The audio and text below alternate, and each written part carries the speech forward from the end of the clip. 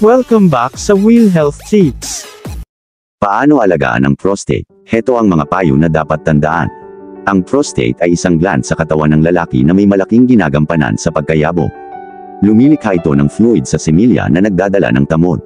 Sa pagtanda ng mga lalaki, ang maliit na gland na ito ay maaaring magdala ng panganib ng cancer.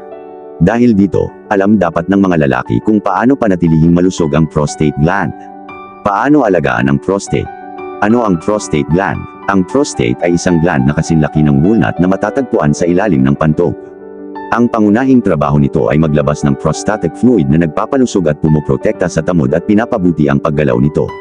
Laman din ng prostate ng isang bahagi ng urethra, isang tubo na responsable sa pagdaan ng ihi mula sa pantog palabas ng katawan. Kapag lumaki ang prostate ng lalaki o tinatawag na benign hyperplasia, naiipit ng prostate ang urethra, na maaaring makaharang sa pagdaloy ng ihi. Mas karaniwan ang BPH sa matatandang lalaki, lalo na sa mga nasa edad 51 pataas. Bukod sa BPH, isa sa pinakakaraniwang sakit sa reproductive system ng mga lalaki ang cancer sa prostate. Ayon sa 2018 data na nailathala ng WHO, ang mortalidad ng prostate cancer sa Pilipinas ay umabot na sa 3,319 o 0.54% ng kabuuang namatay. Noong 2014, naging ika-4 sa nangungunang cancer na nararanasan ng mga lalaki ang cancer sa prostate.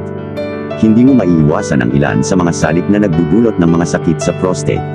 Gayunpaman, malaki ang magagawa ng masustansyang pagkain at malusog na pamumuhay upang mapanatiling malusog ang prostate.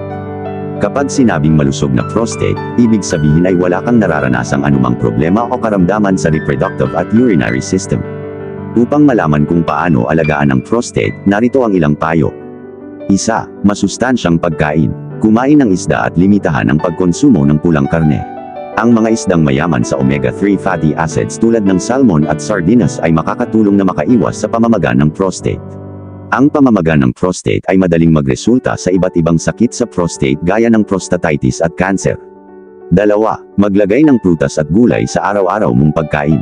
Ang araw-araw na pagkain ng gulay at prutas ay makakatulong na mapanatiling malusog ng prostate. Nagtataglay ng phytochemicals ang mga cruciferous vegetables tulad ng broccoli at cauliflower na maiuugnay sa pagpapababa ng panganib ng cancer sa prostate. Makatutulong din sa pagpapanatiling malusog ng prostate ang mga prutas tulad ng berries at ubas dahil mayaman ito sa antioxidants. Inaalis ng antioxidants ang free radicals sa katawan na nagdudulot ng mga sakit at nagpapabilis ng pagtanda. Pinipigilan din ito ang paglaki at pagdami ng selula ng cancer. 3. Piliin ang masusustansyang taba. Bukod sa pagbibigay ng enerhiya na kailangan ng katawan upang gumana ng mabuti, nakakatulong din sa pagpapanatiling malusog ng prostate ang mga pagkaing may masusustansyang taba tulad ng avocado, mga mani, at olives. Tinutulungan ng masustansyang taba ang katawang labanan ang mga nakapipinsalang epekto ng cancer. Magandang ideya ang pagpili sa mga masusustansyang taba kaysa sa saturated fats at trans fat. Makukuha ang saturated fat sa dairy at animal products tulad ng gatas, itlog, at iba pa, habang nasa fast food at processed packaged food naman ang trans fat. 4. Bawasan ang pagkonsumo ng asukal. Ayon sa pag-aaral, Concentrated Sugars and Incidence of Prostate Cancer, ang mga asukal mula sa mga inumin tulad ng soft drinks, energy drink, at juice ay nakapagpapataas ng panganib ng cancer sa prostate ng 21%. Bagaman kailangan pa ng dagdag na mga pag-aaral, binibigyang diin ng pag-aaral ang potensyal na kaugnayan ng pagkonsumo ng inuming maasukal sa prostate cancer. Maaari ka pa rin kumain ng matatamis paminsan-minsan sa pamamagitan ng pagpili sa mas masustansyang pagkain tulad ng smoothies, iced teas, at juices na homemade at gawa sa bahay. 5. Bawasan ang pagkonsumo ng asin. Kung hindi mo talaga maiwasan ang asin, subukang limitahan ang dami ng asing inilalagay mo sa pagkain. Maaaring mauwi sa urinary tract symptoms na kaugnay ng paglaki ng prostate ang paglalagay ng sobrang asin sa pagkain. Parehong inirekomenda ng CDC at ng American Heart Association ang pagkonsumo ng hindi lalagpas sa 2,300 mg ng asin, araw-araw. Maraming pagkaing mababa sa asin ang mabibili sa pamilihan na magandang pamalit sa mga pagkaing maraming asin na madalas mong kinakain. Bukod dyan, iwasan ang processed food tulad ng bacon at hotdog, frozen food tulad ng pizza, snack food tulad ng chips, at canned meat dahil mataas ito sa asin. 6. Kontrolin ang lahat ng kinakain. Isang dahilan ang labis na katabaan sa maraming sakit. Kabilang dito ang posibilidad ng pagtaas ng panganib ng cancer sa prostate. Sa isang pag-aaral ng American Cancer Society, napag-alamang ang labis na katabaan ay nagpapataas ng panganib ng prostate cancer ng 20%. At tumataas ang panganib ng 34% para sa mga higit na labis ang timbang. Sa paglilimita ng pagkain at pagpapanatili ng malusog na timbang, mapapababa mo ang panganib hindi lamang ng prostate cancer kundi maging ng iba pang kanser at sakit sa puso. 7. Mas malusog na pamumuhay. Regular na pag-eehersisyo.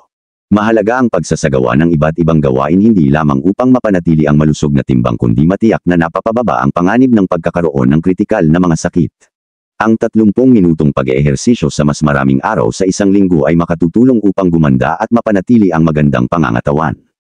8. Madalas na ejaculation. Dahil bahagi ng reproductive system ang prostate at responsable sa produksyon ng tamod at semilya, ang madalas na paggamit nito ay nakapagpapabuti ng kalusugan ng prostate.